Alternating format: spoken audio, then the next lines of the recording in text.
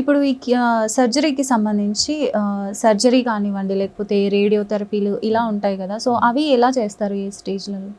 So early ఫేజ్లో జనరల్గా surgery select చేసుకుంటాం. సర్జరీకి మనం చూసుకోవాల్సిన మెయిన్ థింగ్ ఏంటి అంటే కంప్లీట్గా మనం ట్యూమర్ని రిమూవ్ చేయగలుగుతాం లేదా అనేది. ఎక్స్ట్రా హెపాటిక్స్ అంటే లివర్ దాటి బయటకి ఎక్కడైనా స్ప్రెడ్ చేస్తే సర్జరీ అనేది అవుట్ ఆఫ్ ఆప్షన్ అయిపోద్ది.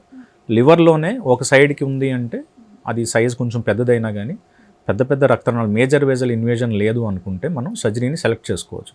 రెస్ట్ ఆఫ్ ది లివర్ మనం ఎంతైతే లివర్ సర్జరీలో మెయిన్ ఆస్పెక్ట్ ఏంటి అంటే సర్జరీ చేసేసిన తర్వాత ఏదైతే లివర్ మిగులుతుందో అది బాడీ ఫంక్షన్స్ని మెయింటైన్ చేయగలుగుతుందా లేదా అనేది ఎఫ్ఎల్ఆర్ అంటాం.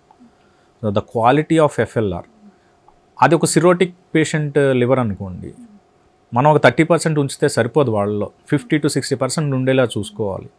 సో మనం ఎంత లివర్ రిమూవ్ చేయబోతున్నాం ఇదంతా మనకి ఒక టెస్ట్ ఉంటుంది. సిటీ స్కాన్లోనే కొంచెం నెక్స్ట్ లెవెల్ ఒక సాఫ్ట్వేర్ యూస్ చేసి సిటీ వాల్యూమెట్రీ అంటాం. ఈ సిటీ వాల్యూమెట్రీ చేస్తే ఎంత పర్సంటేజ్ ఆఫ్ మనం లివర్ తీయాల్సి వస్తుందని తెలుస్తుంది. సిరోటిక్ పేషెంట్లో 60% 70% తీసేదానికి అవకాశం రాదు. రెస్ట్ ఆఫ్ ది లివర్ హెల్దీగా ఉంటేనే మనం ఒక 50-60% సిరోటిక్ పేషెంట్లో 60% 70% ఉంచాలి లోపల.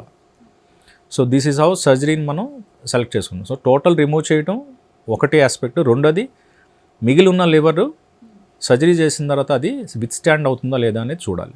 విత్ స్టాండ్ అవ్వలేదు అంటే లివర్ ఫెయిల్యూర్ అనేది వస్తుంది, పేషెంట్ చనిపోవడం అనేది జరుగుతుంది అంతా.